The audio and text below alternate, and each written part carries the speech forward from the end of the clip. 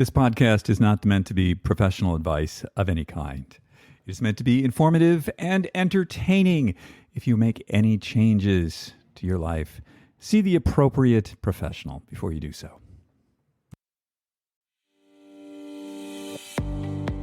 Welcome to SuperAge. My name's David Stewart. I am the founder of Ageist and your host on the SuperAge Show. We talk about how to live healthier, how to live longer, and how to be happier. And who doesn't want that?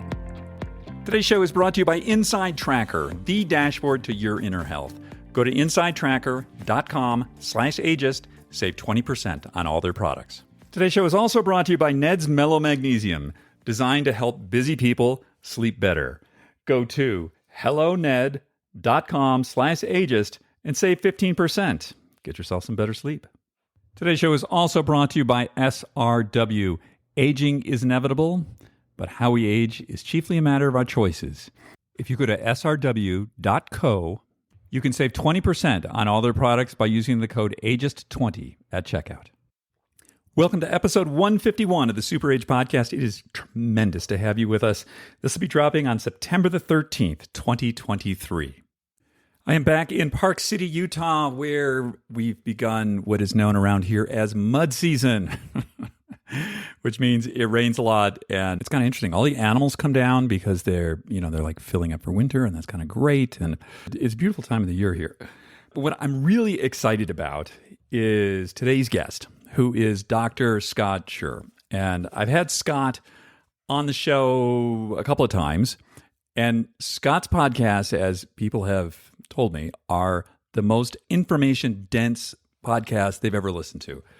So, if you don't have one, get a notebook, get a pen. This one is just really something. We're going to be talking about GABA, which is a neurotransmitter, and how a lot of people are actually GABA deficient, and they might not know it, which leads to, things like sleep issues, anxiety, depression. And then we talk about how alcohol affects the brain in a very sort of similar fashion, how GABA, valerian, and these things affect the brain and how those can be used.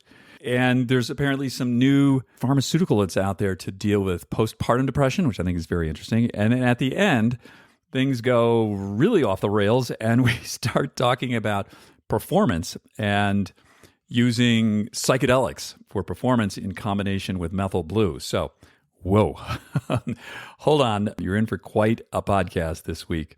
We're going to get with Scott in just a moment after a quick word from our sponsors. Today's show is brought to you by Ned's Mellow Magnesium. It's a sleep supplement that I've been taking for about 3 weeks, and it's great. I know a lot of you guys, we have problems sleeping. We wake up in the night or we have trouble getting to sleep, and you should check this out. So it's got 3 different kinds of magnesium. Magnesium is awesome to help us sleep. It's also one of the minerals that 75% of Americans are not getting enough of. Mellow Magnesium also has L-theanine and GABA, both of which are going to help us sleep. And full transparency, Ned shares all of its third-party lab reports right there on its site. So not just the research they do, but the research that everybody else does on their products. And that strikes me as a real vote of confidence from the brand on the products that they do. They have over 5,000 5-star reviews on their products. So I'm not the only one who likes this. You can't become the best version of yourself unless you're getting great sleep. Like nothing else works. You got to get sleep. So this is what you do. Go to HelloNed, that's HELLONED.com/ageist, and get 15% off on all their products. Or if you forgot all that, just enter Ageist, code Ageist at checkout, and you get your 15% off there. Today's show is brought to you by SRW Laboratories. Out of New Zealand, their vision is to extend human health span. SRW Labs curates the very latest in science and research to formulate premium nutraceuticals that support your cellular health, especially as you age. Working with their scientific advisory board, they seek to understand and address the causes of aging at a cellular level, providing support across 12 bodily systems with an approach that is unique to SRW. They know that doing one thing well, such as eating healthily, won't have the desired effect on your health. This is why SRW seeks to educate people on the factors that influence aging and, more importantly, biological age. Use the code AGEIST20 at checkout and save 20% off any order. Go to srw.co, not .com. Use the code AGEIST20 at checkout, save 20% on all their products. Oh, and before I forget, so many people have been asking me about my knee surgery, my recovering, how are things going? Oh my gosh, you guys are the village that I always wanted to be part of. I'm just so moved by the DMs, the emails, the texts. You guys are the best. So to answer your question, yes, my knee is doing really good. And one of the reasons it is doing really good is before I had surgery, I called up Dr. Scott Sherr and I said, what's the protocol? So he gave me a whole protocol on what to do. So I'm healing great. And I'm thinking in probably, 2 or 3 weeks, as we see how things progress, we'll be publishing something in Ageist about what Scott told me to do and then how I felt about the different things that he had me use. And those didn't include microdosing, just to be clear on that. And one other thing, we just launched the SuperAge quiz, and Scott was nice enough to have taken the quiz before the podcast, and I meant to talk to him about it, but because I was so excited about all the other stuff, I completely forgot, and my social team admonished me, so I just want to bring it up now. Scott is an owl, and we have a new quiz that's out on Ageist. If you go to ageist.com/quiz, you'll see it. And it's all about simplifying this whole health, wellness, longevity thing because we're all different. And so we put together this quiz and we've typed people by animals. You're going to like, whatever animal you are. Believe me, it's good. It's all good. So if you're curious, are you an owl or maybe you're something else? You can go to ageist.com/quiz and see what you are. And just a quick reminder, after my conversation with Dr. Scott Sherr, we're going to do Just Try This, that little tidbit about how to live a little happier, a little longer, and maybe a little healthier. Stay tuned for that. I'm going to call Scott right now. Hey, Scott, how are you today? Hey, Dave. Nice to see you again. Good to see you. And where are you today? So I live just outside of Boulder, Colorado, about 10 minutes away. Nice little sleepy town called Louisville. If you were in Kentucky, it would be pronounced Louisville. But here in Colorado, we say it like Americans, and it's Louisville. Yes. Nice little town. I've been here for about 2 years, just about. It's a beautiful place to be. And has winter started? Fall started? So we were just getting the early inclinations. Last week, it was beautiful. The nice thing about living here is that in the evenings, it's a very dry climate. And when it's hot outside, it stays warm at night. And I lived in California for many years and always would cool down at night, which is very nice for air conditioning, right? You have your natural air conditioning outside. You just open up your windows. But here it's nice because it stays a little bit warmer, so you can stay out in the evenings. And we had like a beautiful party, like just a little dinner party on Saturday night, which I don't typically do with friends and with our kids and things like that. It was a lot of fun. So yes, small, bite-sized pieces of fall for now. The challenge with living in Colorado is that your middle seasons, your spring and your fall, tend to be really short sometimes. So it's like all of a sudden it's like winter tomorrow. Like I think this Friday it's supposed to be 60 degrees and raining. I'm like, really? I'm not ready for that yet, man. Like winters here are long. I mean, they're beautiful. Like the mountains are 45 minutes away from my house. We got ski passes, of course. I'm getting gear this year. We're getting roof racks and blah, blah. I'm becoming like a full Coloradan here, David. It could give you a couple more years. I'm going to have all the gear, probably. So. Well, I mean, last year, it started to heavily snow mid-October. I skied through the middle of June. And it was just like, it's the endless winter. My wife went crazy. She's like, we're going to get out of here. I can't live like this. Ugh. Yeah. You guys got dumped on. I know with California as well, like Utah was part of that, the whole dumping process of snow. So yeah, it can be a lot of fun if you love the sun, if you love the snow, but if you don't, you got to get out of Dodge. That's for sure. We had a conversation a couple of weeks ago. Yeah.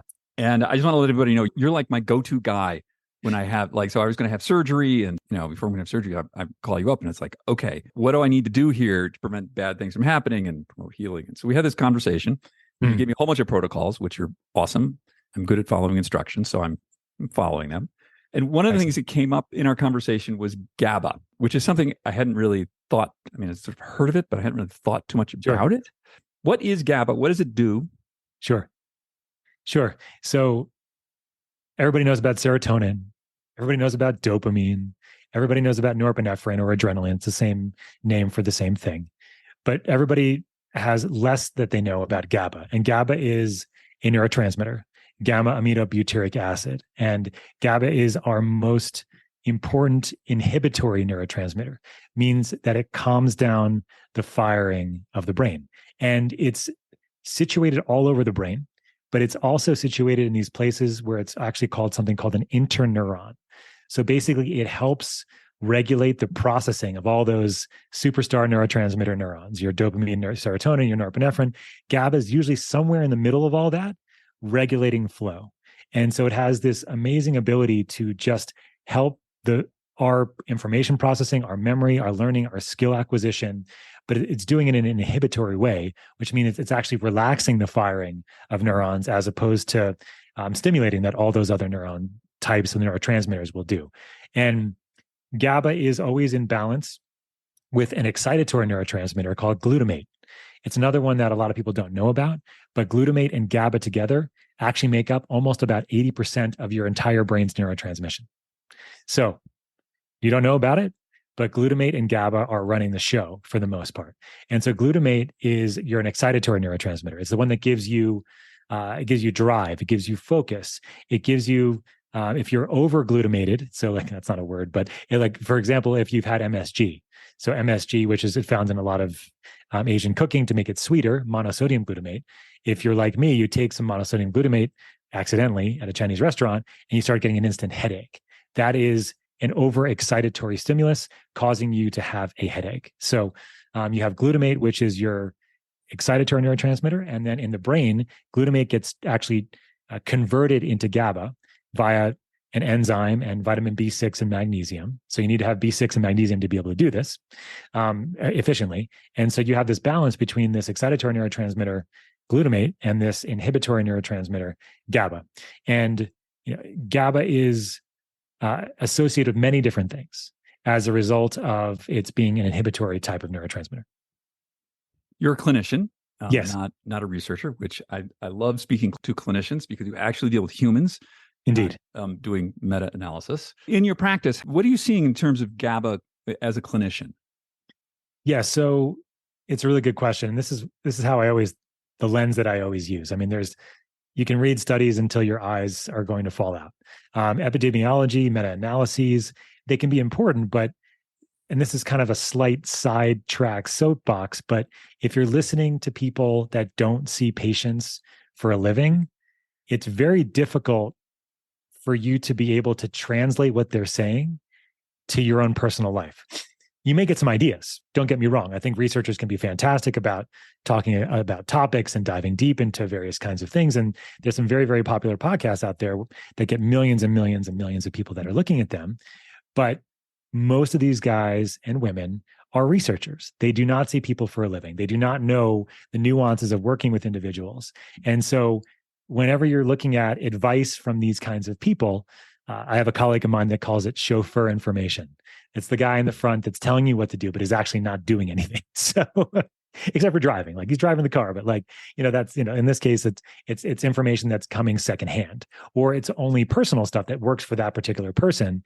And you don't know if that really translates to you. So it's the soapbox there is that when you're looking at information out there and you're listening to podcasts or listening to YouTube or wherever else you get your information from these days. Nobody listens to or reads the New York Times anymore or whatever.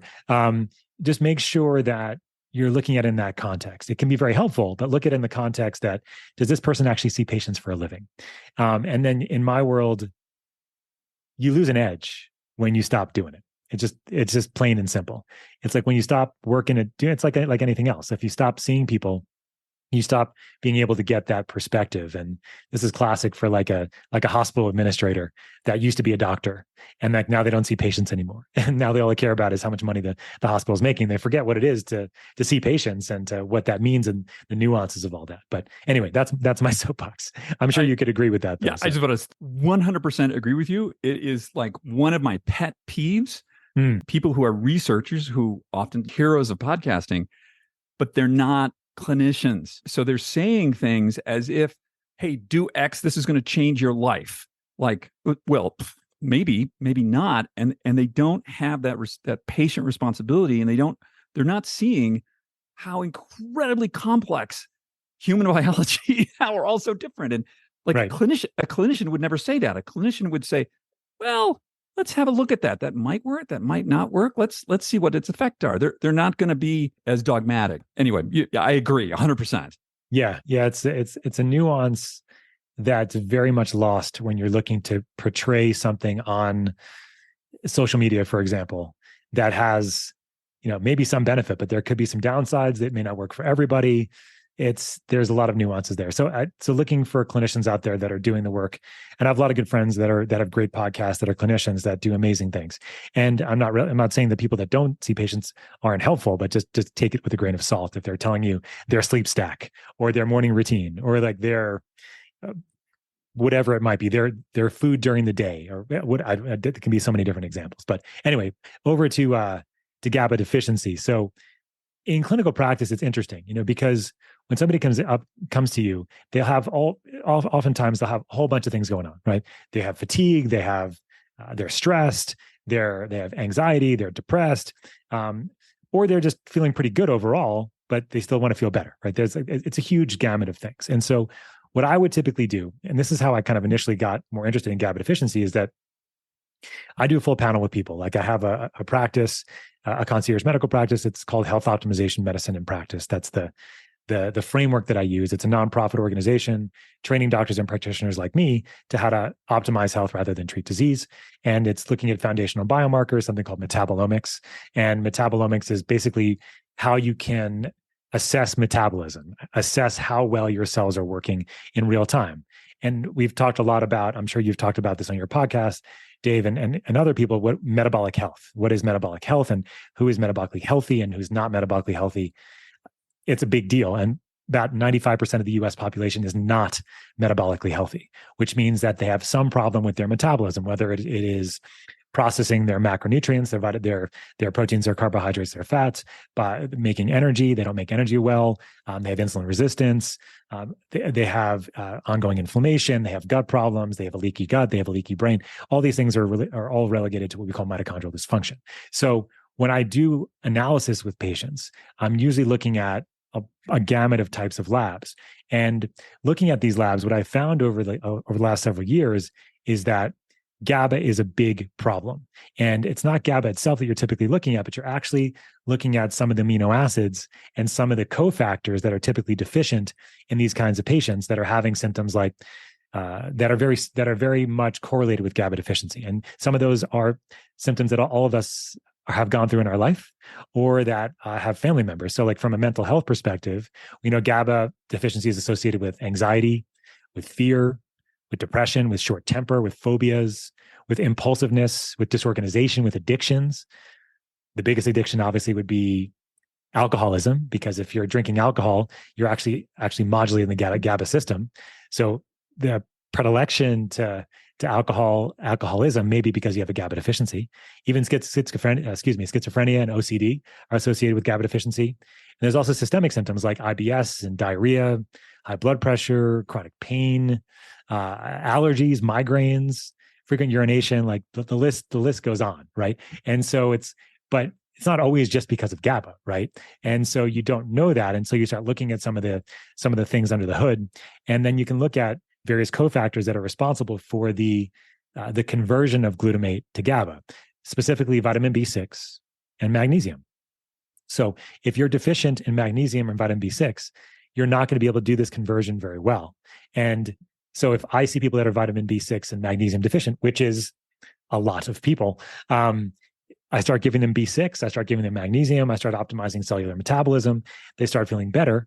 And then you know that you're optimizing their balance between their glutamate and their GABA system. So the symptoms are let's call them nondescript, in the sense that they can be ones that we've all heard about before. There's nothing special about GABA symptoms, GABA deficiency, just in the setting of understanding that it needs to be on my clinical radar that this is going on. And you have your amino acid, specifically glutamine. Glutamine is the amino acid that we can take in our body, so that you get glutamine from meat, you get it from actually cabbage, from bone broths, from cheeses. and other foods.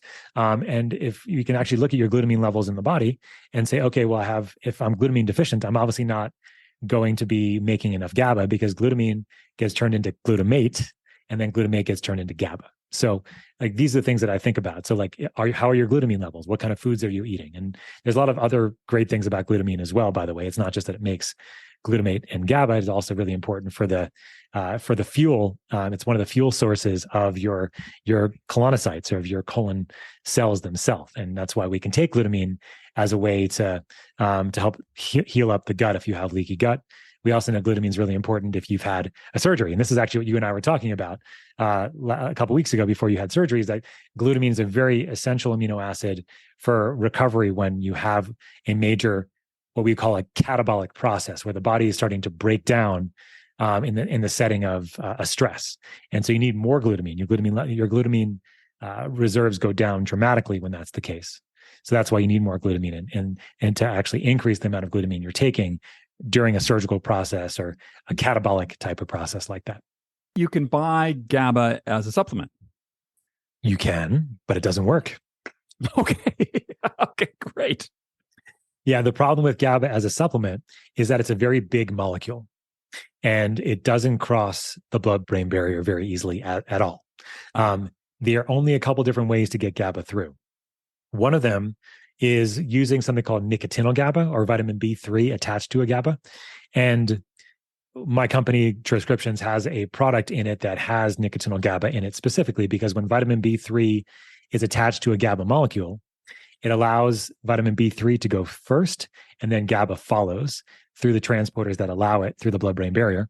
And then when it gets in the brain, it hydrolyzes or breaks up into vitamin B3 and into GABA. So it goes directly into the brain that way, and giving you increased GABA, and you have increased vitamin B3 as well. And vitamin B3 is niacin, which niacinamide, vitamin NAD, so it gives you an NAD source as well. So the nice thing about nicotinol GABA is that it helps increase GABA in the brain, but it doesn't make you feel tired, because it gives you the vitamin B3 as well. So the GABA receptor itself in the brain is very interesting. And I think this is kind of where the conversation likely should go, is that so GABA itself attaches to the GABA receptor.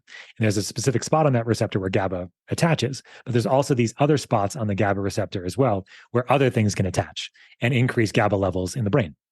And so the most common one, the most widely used one, is alcohol. So alcohol has a site next to where the GABA typically would bind, and it binds on that receptor, increasing the amount of GABA that attaches. And as a result of that, you get more inhibition. So everybody knows when they drink alcohol, you're less inhibited in some ways, and that's because it's called a disinhibition. You're more active as a result of having more GABA at play. So think about this: like, if you're inhibiting an inhibitor, what do you have? You have more excitation, right? Until you get to a certain point where you have so much GABA that's bound because you've drank a lot of alcohol. Now you're getting slow. Now you're getting sleepy. It completely screws up your sleep, which we can talk about, but alcohol does. But it makes you slower. It makes you sleepier, right? And so alcohol is the most commonly used drug that will modulate the GABA system. And then you have things like benzodiazepines, so the Ativan, Xanax, Valiums of the world, your Z drugs, your sleep drugs, your Ambiens, your Lunestas, those all affecting the GABA system. Excuse me. But the problem with those drugs, and alcohol as well, is that they bind so tightly to their sites on that receptor that they have a huge risk for you to have dependence, tolerance, and withdrawal. So you want to avoid those things. Alcohol is probably fine in low doses for some people. There's pretty good evidence that no amount of alcohol is really healthy for you at this point.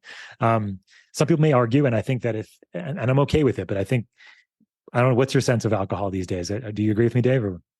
My personal feeling is you have to sort of balance off. There's certain social positives to alcohol Absolutely. in small doses. I'm not a scientist and I'm a doctor, but I don't see any positive biological impact from alcohol. It all looks negative to me. Sleep, like a lot of things. But on the other hand, you want to hang out with your buddies and have a beer and like talk, especially with guys have some trouble talking to each other unless they have beer.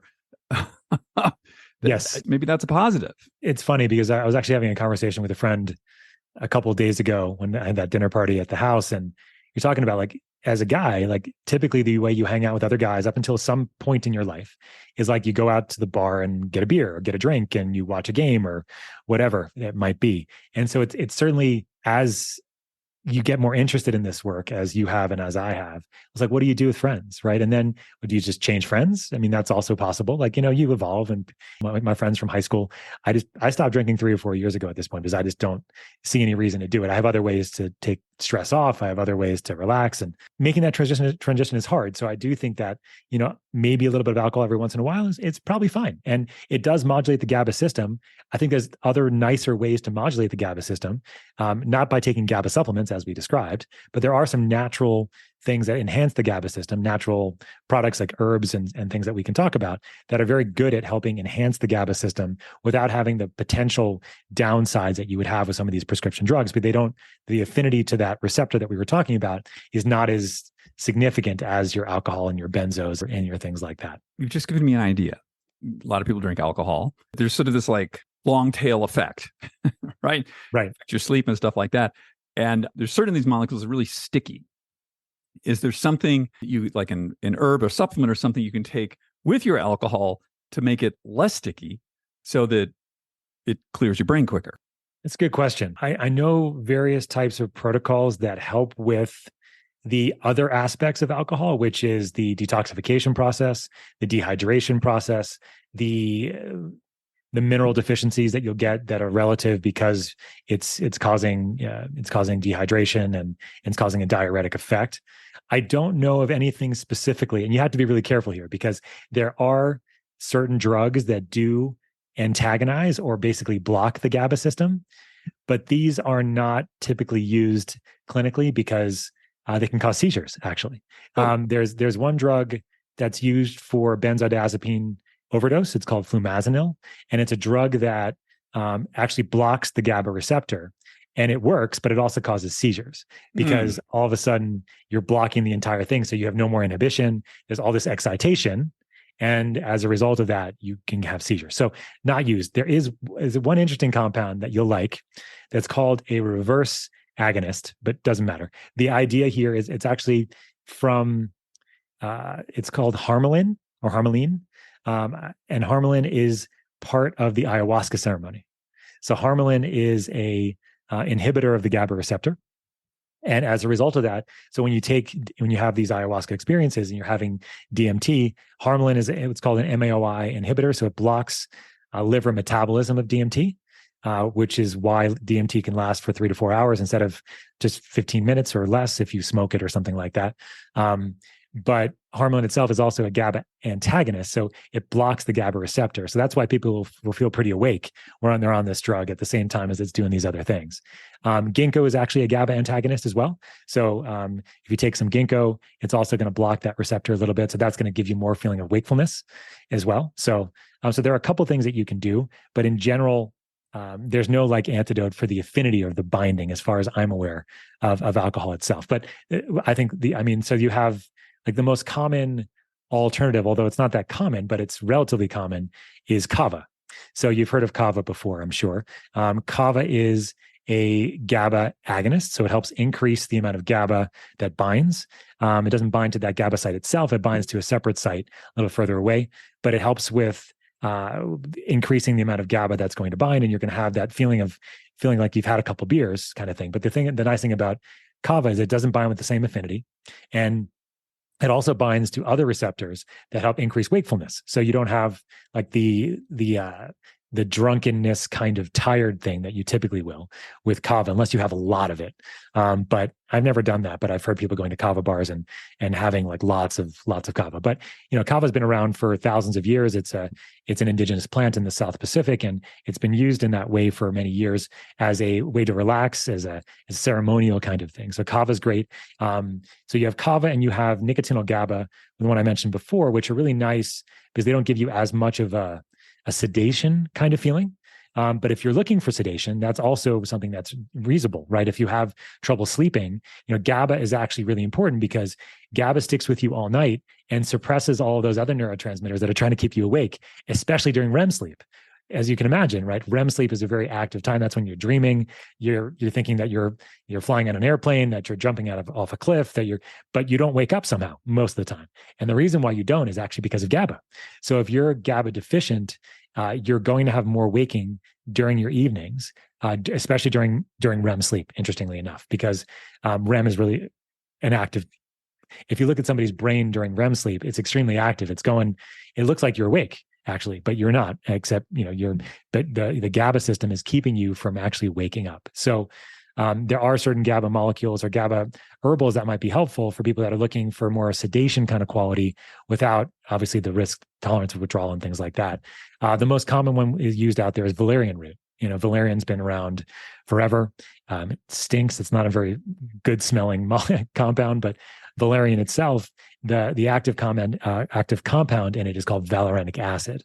And valerianic acid is a great inducer of sleep and helps with maintenance as well. So there's some other ones. Another one that we use is something called hanakyle. Hanakyle is something from magnolia bark. Magnolia bark, I'm not sure where that grows, but magnolia bark's active component is something called hanakyle. And then even more active is something called dihydrohanakyle beta, or DHHB. And it's a fantastic sleep inducer as well. And what's nice about DHHB or hanakyle is it's relatively long acting. So it's going to stay in the system for a while to help you kind of maintain some of that sleep. And then we're working on a new compound that's going to be coming out in October in our sleep troche that we're making. It's called agarin or muscimol. And this is it's actually a GABA, it binds to the GABA receptor at the GABA site. And it's a derivative of the fly agaric mushroom, which some of us know from Santa Claus mythology. It is the mushroom of potential psychedelic experiences that brought on Santa Claus back in many thousands of years ago. Reindeer would eat this mushroom, and they would then, the shaman would then drink the urine of the reindeer. Because these mushrooms are toxic, not because of the muscimol in them, but because of another compound called ibotenic acid in it. And so, but it would be detoxified in the urine. So the shaman would drink the urine from these reindeer and have psychedelic experiences. So anyway, but this particular not really, compound, I'm not willing to go there. I'm just saying. You're not going to. So then you wouldn't, the next step would be, so the shaman would drink the reindeer urine, and then those that were being officiated by the shaman would drink the urine of the shaman.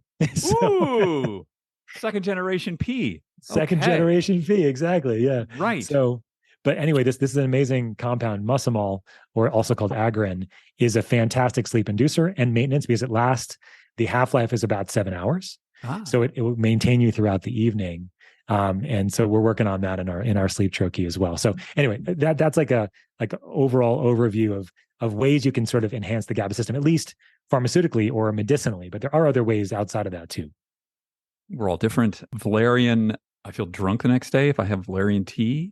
And kava, I've had it in sort of a couple different forms. Yep. I think one I had was pretty powerful, and I was like drunk. I was just like, oh my God. Like, you are not GABA deficient, Dave. No. And that's actually, there's a couple of diagnostic things here. Like, one is that if you're extremely sensitive to valerian or kava, you might have a higher binding affinity, number one, and more likely is that you're just not GABA deficient. Like, you're actually, like, oftentimes if people have a significant response to these kinds of things, it's because they are GABA deficient, and it's diagnostic in that way. And if you're feeling like drunk for the next day after you take it, you're probably not GABA deficient. You're probably don't need to take a whole lot of that stuff, right? But the other piece of this is that if people are taking regular GABA supplements and they're still feeling the effects of GABA, it could mean that you have a leaky brain, actually, because hypothetically, the GABA is not supposed to get across the blood-brain barrier. And if you're taking a GABA supplement that says GABA on it and you're feeling like you're fatigued and tired because of it, it could be because you have a leaky brain. Now, don't worry. This just means that you have a leaky gut.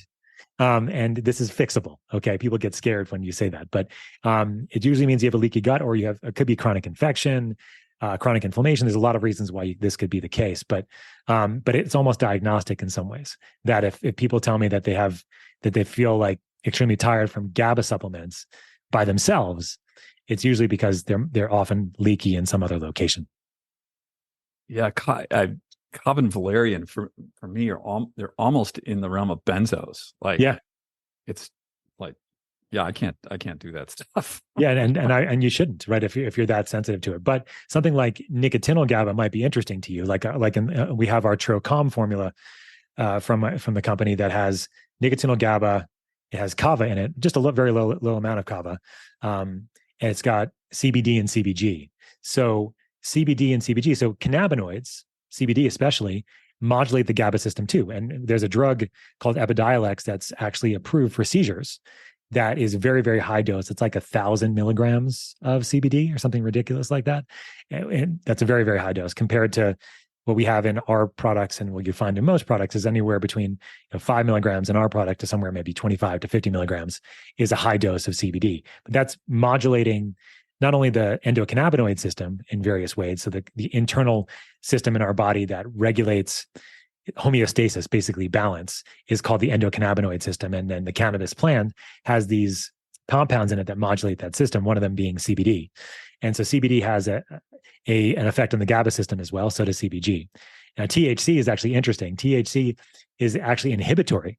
So that's why some people can feel anxiety when they take THC, is that some people have this inhibitory feeling of that GABA receptor. They get anxiety, they get stress, they think they're going to die, and those kinds of things. So I don't do THC. Do you do THC, Dave? My last pot brownie was about 40 years ago, and okay. I will never, ever do that again. It was horrible. Brownies are dangerous. Yeah, I have my own pot brownie story from maybe about how many years ago now? Yeah, about 30 years ago. So. Oh my God. There's so many problems with that, but I think the problem is that when you're ingesting THC, you don't know how much you're getting oftentimes, and because you have like a brownie, and then you can have like one little piece of the brownie that's all the cannabis, and everything else is nothing. You don't know, and that's one problem. And that's when we make something called troches at our company, and like there's these dissolvable lozenges that are scored, and so you can break them up into quarters, halves, and fulls. And we were very clear when we were making that, like we didn't want to have the brownie effect where it was like in one quarter you had all the ingredients and everything else was nothing. So we have a very significant process where we go through a compounding pharmacy, and we make sure everything is mixed well. We test everything to make sure that it's not your pot brownie kind of thing. Like, yeah, my experience is it's actually kind of funny. In retrospect, like my parents were out of town. I was like 14 or 15, and we cooked up a whole bunch of brownies. We went to a concert. I spent the entire concert with my head between my legs, angry. Make it stop. Make it stop. Because it was like one of my favorite bands of all time is Jimmy Page and the Black Crowes. I was so excited about going, and I couldn't even move. I was basically like a piece of marble in my seat. So anyway, so I feel I'm sure people that are listening have their own pot edible stories, and that's pot that was like 30 years ago. That was not even close to the kind of THC content that is in the types of things that are around these days. But anyway, be aware of your edible brownies, even still. I think the age limit on that stuff should be about 18. If you're under 18, okay. Yeah, or if possible, wait to do all your drugs until after you're 25 years old, if you can. Oh, that's when, yeah. That's when your brain's fully formed. So that's right. So you don't. Well, maybe that's what happened to me. And now I know. Yeah. You're not the only one, my friend. It's okay. There's a compound in tea, which I think is called L-theanine. Is that right? L-theanine, yeah. L-theanine. Does that intersect with the GABA system? It does. It does modulate the GABA system as well. Yeah. And it does it actually in a way that's kind of not well understood, but it actually works on the GABA receptor too. So if you want to relax, right, you want more GABA is what it comes down to. And so if you want to relax and you want more GABA, there are all these things you can take, but you can also stop doing shit, which means like you can go start meditating. You can meditate. You can do breath work. You can become more parasympathetic. This is basically, changing your balance over from being sympathetic, go, to relaxing. Right. So relaxation, breath work, meditation practices, these have all been studied in those clinical trials and studies and things, and showing that that'll enhance GABA in the brain. And so you can do that. Actually, exercise also enhances the balance or optimizes the balance between glutamate and GABA as well. So you'll have more GABA after you've exercised. If you become more sympathetic in something like exercise, or in like something, I'm just thinking like cold thermogenesis, for example, you're going to stimulate a whole bunch of stress hormones, but then you're going to have a rebound where the body's going to recalibrate itself, right? So stressing the body is still a good thing, but you want to have your periods of relaxation. So those are some, it's always important to remember that if you're feeling stressed, if you're feeling anxious, at least in my world, like I'm thinking about this clinically, I'm like, okay, these people need more GABA in their life, right? And how can we give this to them? We can get more glutamine containing foods. We can do all that. We can optimize their vitamins, minerals, and nutrients, make sure they have enough B6, enough magnesium, making sure they have good energy capacity, making sure they don't have a leaky gut, a leaky brain. These are all things that are very, very important. And then we can give them supplements or herbals and things like that to help with that system while you're on the process of trying to optimize it. I mean, hypothetically, we should need something to help us go to bed at night, but many of us do, and especially when we travel or, we have a stressful project, or, we have type A personalities and we don't let our mind has a hard time shutting off. And sometimes we need things, and that's completely fine too. I think, me, I think well enough already, Dave, to know is like, I'm always in the context of, it's not like there's one magic thing that's going to help for every situation. You just want to have your sort of cadre of things available to you, depending on the situation, but have your basic foundational stuff in order as much as you can. You bring up exercise. And what I find is that now when I exercise hard, my sympathetic system is really revved. After the workout, I try and give myself like 10 minutes of breathing. I put on music and stuff, but still it's jacked for a couple of hours. Like I can't do sauna like at night because it's too sympathetically activating. And, Sure. And actually I'm too jacked and I can't go to sleep. Yeah. So that's a common problem, in the sense that, but usually the problem is not so much people are aware of what's happening, in the sense that the problem typically is they're doing a whole bunch of Wim Hof breathing. They're doing a whole bunch of cold thermogenesis, and they're just like going, balls out all the rest of the day and not giving themselves any time to rest. And then they start burning out as a result of that. So I have people that, cold plunging is all the rage, but if you're doing this every day, but you're not giving yourself time to relax and find ways to get back to parasympathetic, it's going to catch up to you over time. And like, this is obviously the problem of everything in a human, the condition, right? If something's good, we want to do more of it, right? And more and more and more. So that's usually the issue that I have with most of the clients that I work with, is that they're not giving themselves they're giving themselves the hormetic stress, but they're not letting themselves, right, come on down. So what I would do in those cases is I would start working on things like HRV training. HRV training is really good, like as sort of a post-workout kind of thing. So you actually can work on your HRV with, there's a lot of different types of ways you can do this, but one of them is something called Heart Math, which I'm sure you've heard about before. But Heart Math is a company that's been doing HRV training forever. There's even something you can get for your phone. I used to do it all the time a number of years ago, but like, and actually something that it clips onto your ear, and then you have like a little thing that goes into your phone, and it can measure your breathing. So measure how your breathing, breathing rates, your depth, and your and get a sense of that, some feedback that can be helpful. So training HRV can be very helpful. Also, positioning can be very helpful in the sense that, like, oftentimes if people are having a hard time with parasympathetic rebound, then actually lying down instead of like lying, being up, making yourself completely flat is really, really helpful. Like yoga, what's it called? Yoga nidra, I think it's like when you're doing like, corpse poses and things like that. So really trying to relax is helpful. I also find that, low amounts of heat, like an infrared sauna can sometimes be good, as opposed to like a Finnish sauna, like a Finnish high heat sauna, because that's more of a stress on the system, as opposed to like, for example, for me, I do an infrared sauna most evenings before I go to bed. I don't feel like that really creates a huge amount of stress response. But there are people, and I know these people too, that they do the hot cold before they go to bed at night, using the Finnish sauna. Like they use like the high heat, and then they'll use cold as well. And they go back and forth. And as long as, I think they have to finish off in heat before they go to bed. And that typically works, but it doesn't work for me either. It's like certain people are just more wired to be more sympathetically dominant. And if you're listening, this is somebody that's more type A in general, right? So if you're more like, you're organized, you're getting shit done, like you have a planner, like, that's typically like you're more of a type A person. And so it's harder to wind down. But even people like yourself can be very sensitive to the GABA stuff. So you have to be careful there.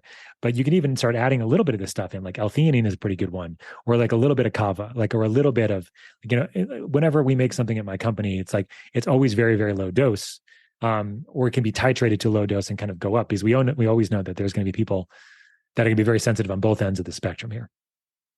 Fascinating. You mentioned something before we got on the call about nasal spray and sleep. This is a totally new one on me. Well, help me out here. Well, so I mean, look, the bigger picture here, you and I, Dave, talk about a lot of sort of health and wellness kinds of things and how we're optimizing, and we're always doing experiments. I mean, I'm always doing experiments on myself, whether I do them accidentally or not. That's always the fun of it. So, like this morning, I got a whole bunch of blood work done. It's like, what's the day going to bring as a result of not having 250 cc's less of having 250 cc's less of blood? I don't know. I'm still able to converse with you. I'm still talking. That's good. I did have a whole bunch of salt afterwards and things to increase my blood pressure a little bit.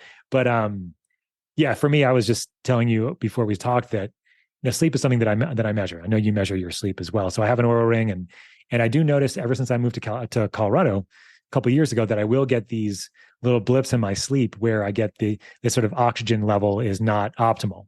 And I'm not fat. I don't have any sort of, I don't snore. I don't have sleep apnea. I don't think, although I haven't done a full test, I'm pretty sure. And so, I'm a side sleeper, but I was like, well, and then it just happens that one of my daughters is sick in the house. And when you have 4 kids going through, oftentimes you'll get whatever they get, no matter how optimized you are. Like, I call it like a bolus load. Like, it's like a certain load you can tolerate. But when you have like children that are like all over you, and like, it's only so much that you can do. Right. So, but I was like, I'll just start spraying some nasal spray. I have this like xylitol, saline nasal spray that I have at the house that I travel with. I recommend everybody travel with something like this too, actually. Really important to travel with something like this and just use it when you get off the plane, or especially when you go to bed that night. When you get off the plane, it's really helpful. Because you're always this is where often our respiratory viral kinds of things are going to get housed, is in our nasal passages. You guys all know this now from COVID and flu. It's like, that's where the nasal swabs, blah, blah. So anyway, so I have this at the house. So I was using it the last couple of days, and my deep sleep went up for 20 to 30 minutes each of the nights I used it, and I had no oxygen dips at all. I'm like, oh, obviously it makes sense. I'm just because it's drier air here in Colorado from where I used to live in California. It's going to get drier at night, and so my nasal patches might get more blocked. And so as a result of that, it's probably affecting my deep sleep if I'm not able to take deep breaths, right? And so hence the extra deep sleep with just a nasal spray in the evening. So little things, Dave. But that was pretty cool to see. Wow. I love that kind of stuff. As we discussed earlier, anything that I can help me, be a better version of David but is not like a pill I have to swallow, that's I'm into. Yeah, I can swallow enough things. Yeah, well, we have troches, as you know, at my company, so that they don't have to swallow them; they actually dissolve in your mouth as well, which is kind of nice. But it's still something you have to put in your mouth. I don't have that many things that I do that are nasal sprays. That's not very common. There are people that use ketamine nasal sprays and oxytocin nasal sprays and things like that for various purposes. Oxytocin is a really interesting one. If you haven't played around with that, oxytocin is the love drug. It's the love hormone that gets released for bonding, relationships, breastfeeding for women. Taking oxytocin at a party is actually better than drinking alcohol, as far as I'm concerned. So it's because you take 10 or 20 IUs of oxytocin, everybody feels warm and bubbly and connected, and it's better. So as we like to say at Transcriptions, we have better drugs than alcohol, for all these kinds of. Is that what MDMA does? So MDMA it increases serotonin, and it's also an amphetamine at the same time. So it increases dopamine and norepinephrine at the same time. So it's a very unusual drug because you have your psilocybins and your LSDs, which are mostly serotonin, and you have MDMA, which is very high serotonin, but also norepinephrine and dopamine as well.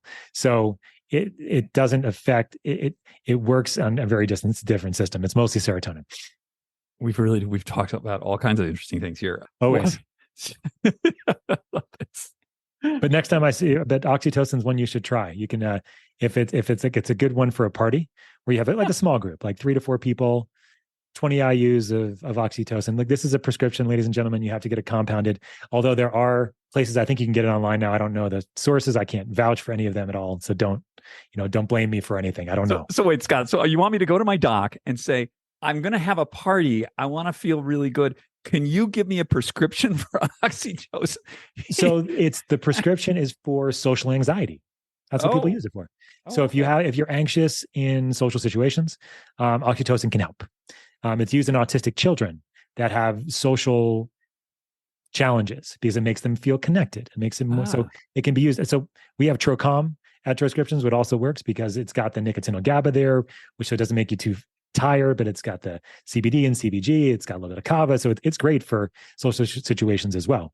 Oxytocin is just another option. So it's not something that easily to be. You can buy transcriptions. You can't buy oxytocin for them. There are places you can buy it over the counter. I just don't know. I don't know about quality and things like that. So I just want to be careful there. But yes, you could go to your doctor and say, if you are socially anxious, it is something to potentially try. Absolutely.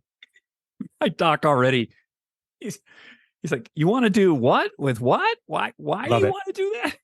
Yeah. Yeah. I think you know this. I grew up the son of a chiropractor. So almost everything is not surprising to me. So like if people, because most people that went to a chiropractor 30 or 40 years ago, I mean, they're off the grid now, but they were really off the grid back then. So it's like you could imagine all the kinds of crazy things that people would be doing or trying or playing with. And that's probably where I got the itch to do all this crazy stuff too. So, I'm going to ask you a performance enhancing question. okay. So, what I have noticed, so I've taken up this like hobby of ski racing. And it's part of this, what I've learned is that the ability to focus, and even I do a lot of balance stability stuff on one foot or eyes closed one foot. What I found the key to making that work is that I just imagine myself going fast and having to make a gate. And so Okay. that sort of focuses my mind. I'm able to like stay on my foot with my eyes closed longer. So this is a focus thing. And when I go to PT, there's also sort of a lot of like one-legged, really focused things. My question is, Yeah.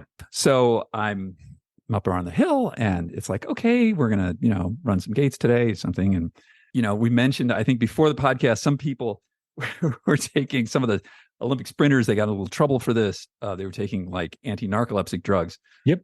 Assuming we don't go that route.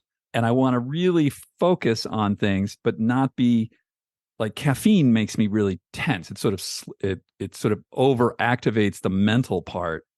And what I want to do is to activate the sensory response part, if that makes sense. Yes. What do I do? There's a lot of options here. I wouldn't even thought about saying this on a podcast a couple of years ago, but I think it's okay now. So, I mean, the first step is that when you're thinking about focus, you're thinking about certain neurotransmitters that help with focus. The neurotransmitters that help with focus are typically dopamine and norepinephrine because these are more of our stress reward types of neurotransmitters. You think about acetylcholine as well. Acetylcholine is a neurotransmitter that helps with our brain, our function of our memory, our cognition, and all kind of goes together here. So one of the things that I think about, we created a product something called blue canatine at Transcriptions, Mm-hmm. which is something that you've tried that is very low dose nicotine, caffeine, CBD, and methylene blue. And people get scared about nicotine, but that's kind of where I was going with the first part of this conversation is that nicotine is a fantastic cognitive enhancer. It's very short acting. It's about 1 to 2 hours. And if you don't smoke it or vape it, keep it very low dose, less than 4 milligrams a day, the chance of addiction is like minutely small, minuscule. So it's very, very powerful and very quick.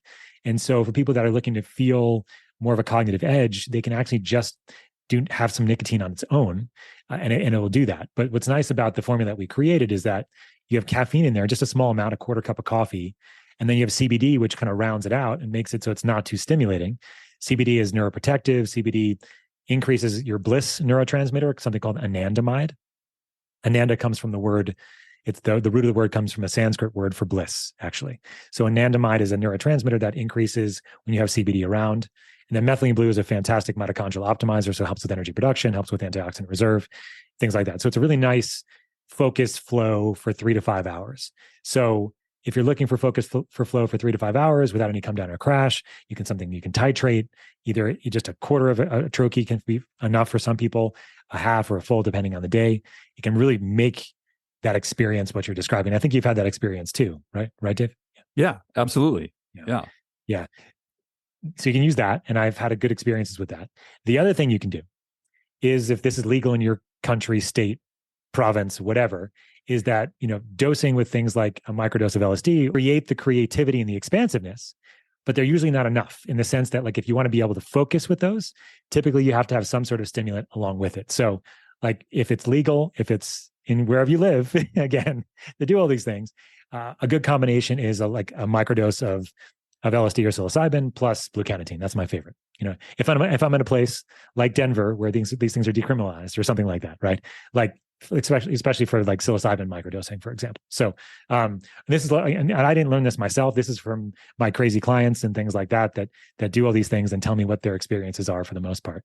But it is a fantastic combination. So if you have the ability to have more, let's call it, you have better vision, more expansiveness, you have more hyperconnectivity in various areas of the brain that aren't usually connected, and then you have the ability to focus and enhance your memory at the same time. It's really kind of it's a superhero combination. That's what it comes down to. I recall a baseball pitcher.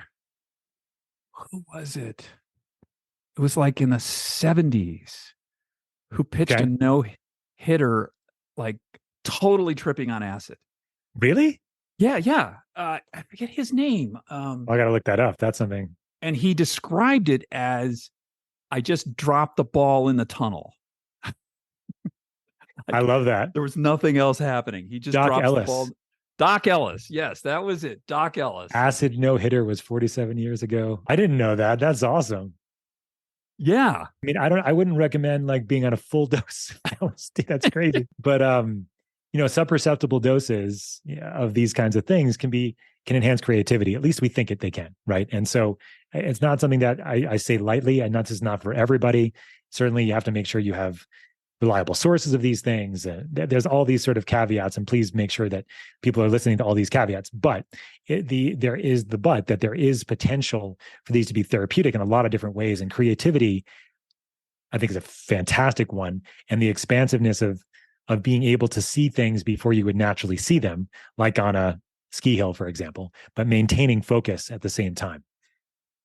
So that's kind of the superhero way of doing this. I love bluecanatine for it. Or if it's a very short acting kind of thing where I need focus, concentration for 2 or 3 hours, I'll just have a little piece of nicotine gum, very small dose, typically like nicotine replacements, either 2 milligrams or 4 milligrams. I don't recommend starting there.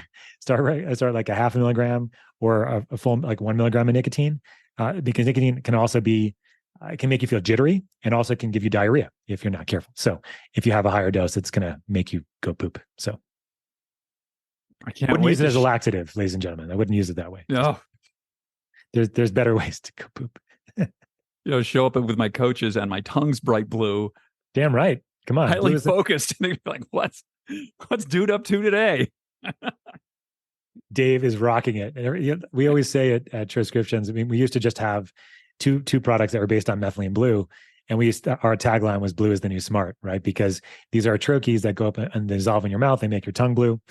Our full methylene blue troche, the one that doesn't have the stimulants, you can actually swallow as well. But either way, it's going to come out blue, meaning that you're going to have urine that turns a little bit blue when you take these, because methylene blue concentrates in the urine. So it's just something to be aware of, that you are going to have a little bit of blue urine if you do this.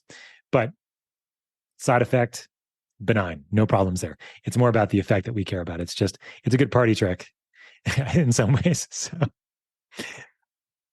that's actually true, because methylene blue is actually used in laboratory analysis as well. And so lab technicians would bring it home and put it in the cookie mix or something like that. And so everybody would have the methylene blue in the cookies and everybody would be urinating blue. And that was like a fun party trick. It's real. It's something that has been done. Sounds like something I would do in college. Like, oh, wow. Exactly. Yeah. LSD in the punch, or methylene blue in the punch. Or maybe both. I don't know. No recommendations. Don't listen to anything I'm saying about any drugs, please. Informational purposes. Informational only. And entertainment. We're not. This is nothing prescription here. Just be clear on that. Yeah. The idea is like educating about the whole system of GABA is really important, I think, because when it comes down to it, if you're having a lot of anxiety, if you're having a lot of stress, even if you're super depressed, actually, it could be because you're GABA deficient. And that might feel unusual to you to think about. But do you know how many thoughts on average the average person has on a daily basis, Dave? 10,000, 100,000. I don't know. It's endless. So 70,000 on average is what they've calculated.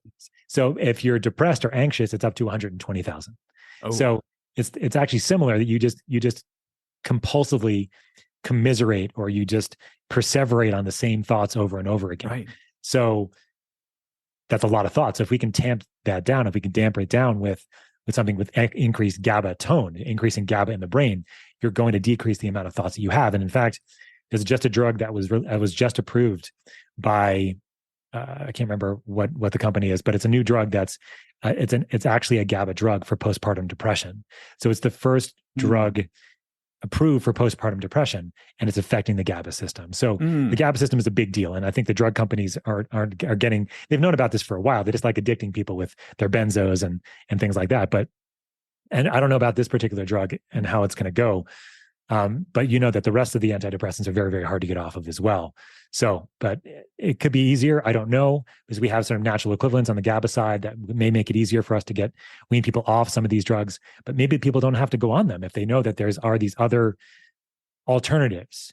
I say that with a grain of salt. If you're having a really hard time, like, these drugs can be very, very helpful. I don't know about this new GABA drug, but certainly, if you're in a bad place, sometimes these drugs can be very, very helpful. And I want to make sure and I acknowledge that.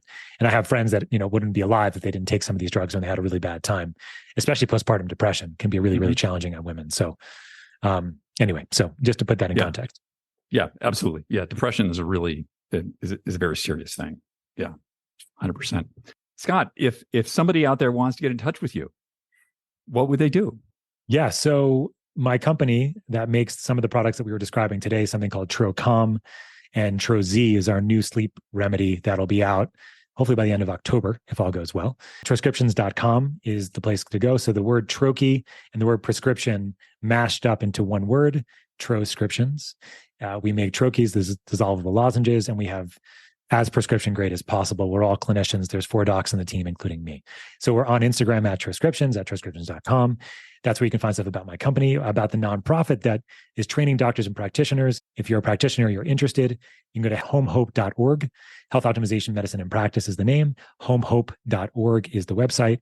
For my personal practice, a couple ways to get me. You can go to drscottsherr.com, DrScottsherr.com. I'm on Instagram at Dr. Scott Sherr, spelled the same way. And those are the main places, I think. And you can also reach out to Dave, and he can get you connected if there's anything. I do consulting all over the world using the framework that I use with concierge medicine, health optimization medicine. And I also am very involved, as we know, in hyperbaric oxygen therapy. And I do a lot of consulting in clinics and places around the world doing that too. Super. Scott, somebody told me the other day, like, my conversations with you are the most information dense podcasts like they've ever heard. So I really appreciate that. Not a problem. I guess I'm not the type that could stick on one single thing and talk about it forever. So it's my type 1 brain. So I appreciate the time, Dave. This is always fun. Absolutely. Great to speak. Thanks. Okay, guys. So how was that? I think that was just amazing. There's so much information in there. And for people who don't know it, we've started publishing transcriptions. They're AI transcriptions, so they're not perfect, but they're in the show notes that live on ages.com. If you go to SuperAge Podcast, you'll see the entire show, all the notes typed out, time codes, in case you want to go back and verify some of the things that Scott spoke about. We're going to go to Just Try This in just a moment after a quick word from one of our sponsors. Today's show is also brought to you by Inside Tracker, the dashboard to your inner health. I'm a big believer in getting blood tests taken because it's simply the only way to get in-depth data about your metabolic factors, your hormones, and the things that inform your immediate and long-term health. There are also excellent DNA tests that can further inform you about your immediate and long-term health. The problem is the most blood tests out there is you get a lot of information back and you get a lot of numbers, and they're not really going to tell you what to do about it. In addition, they can be very confusing, what all the factors are, what they mean. Inside Tracker has a dashboard and a platform that simplifies all of that. I get food first, supplements second recommendations about how to optimize my inner health. For instance, I just got my test back and I saw that my calcium levels were a little low, which were surprising to me. But I have suggestions now about how to correct that. And I would not have known that had I not done an Inside Tracker blood test. Go to insidetracker.com/ageist. Save 20% on all their products today. This week on Just Try This, we got a simple one. It's about water.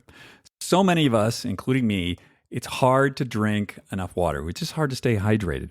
We forget, we're busy, we put it off. So one of the things that we can do is you can fill up a pitcher of water. So I do this in the morning. I fill up a big pitcher of water. It takes about 38 ounces of water. And then I'll put half a packet of Element into it. And then I will drink that probably through the morning. And then as it's done, I'll fill it up and then I drink it again in the afternoon. So that gives me, something like 76 ounces of water right off the bat, which is a pretty good start. The other thing is the water will be room temperature, which I tend to prefer. I don't really like drinking cold water. I don't know, just one of those people. If you prefer drinking cold water, you can also put ice in it, or some people keep like a warm pot of tea going on the stove. I like this method because I can see how much I drink and I can just add something to my glass and it's a nice pretty pitcher, and try that. So for this week, just try this. Get yourself a big pitcher of water and just fill it up in the morning and then try and drank it by noon and then do another one in the afternoon. Stay hydrated. Thank you so much for joining us on the show today. Hey guys, if you can, check out that SuperAge quiz. Let us know what you think. And once you've taken the quiz, then you'll be getting specific suggestions in the regular Ageist newsletter that are directed exactly towards people like yourself. And if you liked the podcast this week, I can't imagine you didn't. It was pretty amazing. Please feel free to share it with some of your friends, people that you know that maybe could find something useful here, and ask them to subscribe to the podcast. It's really valuable to us. It's super helpful. And if you can, as always, leave us a comment, leave us a rating. We'd love that. If you want to reach out to me directly, david@superage.com. We're going to leave Dr. Scott Sherr's contact info in the show notes also. So if you wanted to reach out to him, you can do that there. Next week, we've got my favorite dermatologist, Dr. Kelly, coming on to talk about the new things going on with skin. So, see you then. Until then, have a great week. Bye now.